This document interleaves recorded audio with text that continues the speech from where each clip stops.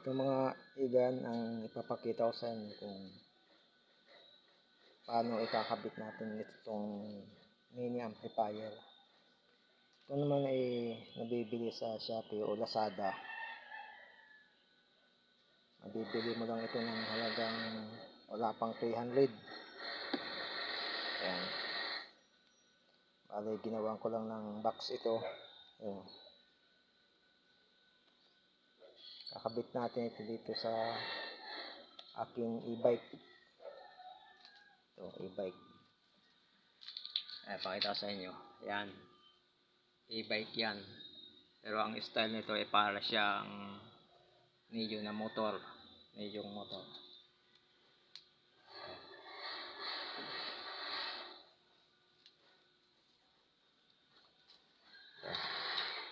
So, bali ginawan ko na to ng ng linya niya. Ito, yung linya niya. Ito yung sa speaker.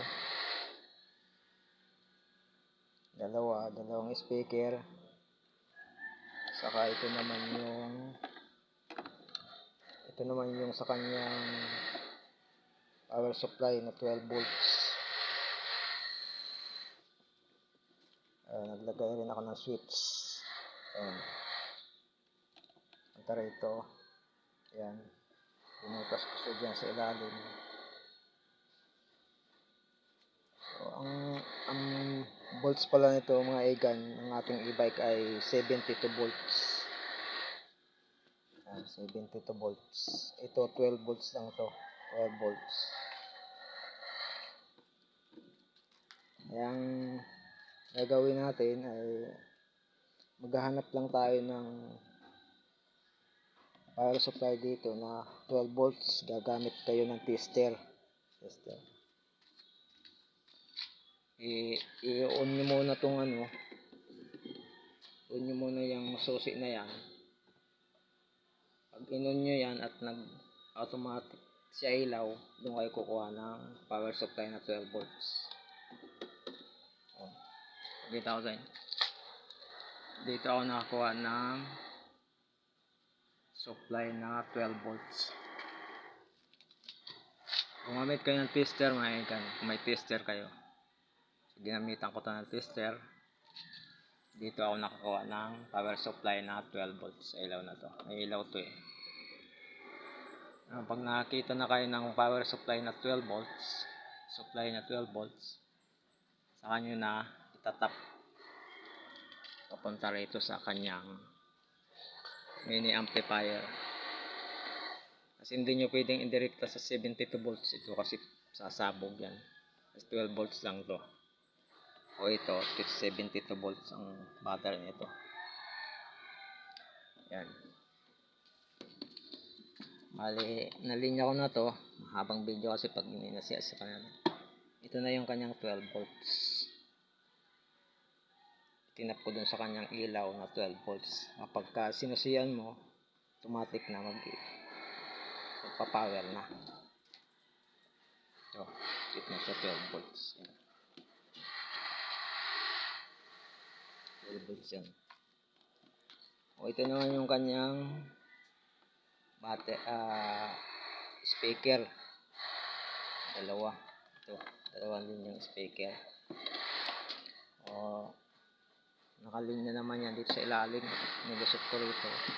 Tinatasan ko to. Nilusot ko siya. Punta rito. Dito. Ikot siya sa ilalim. Dito ako nakakuha ng ito sa parte ito. Ito ko siya nilinya. Ayan. Sa ilalim ng e-bike. Ayan. Yan ang speaker. Ito yung speaker. Ayan. Sa ilalim. Ayan. Pagka sinara mo to. Ayan. Sa ilalim ng e-bike. Ayan. Bali, dalawang speaker yan. Magkabila. Mga 30 watts. Malit lang ng speaker yan pero malakas ang tunog.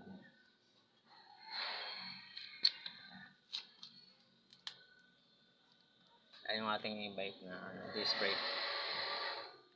na dinesign siya sa Neo na motor, kaya para siyang motor. So ganun lang kadali mga igan.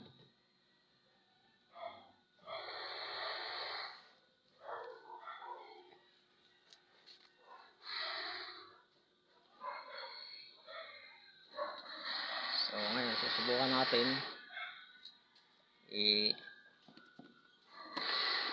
isususi natin tong ating motor.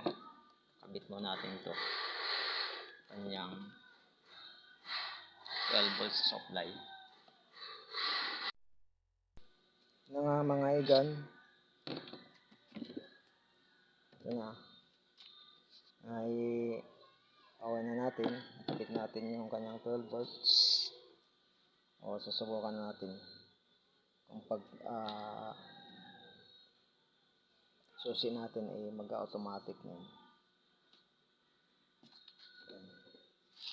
O ito, sususi natin, susi, ayan, umilaw na yung ating e-bike.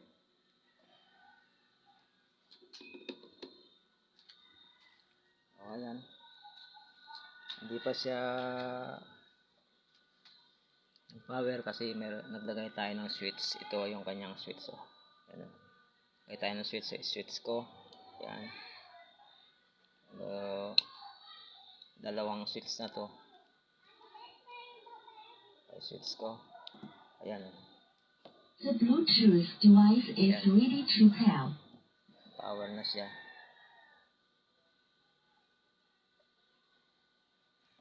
Okay na yan. Okay.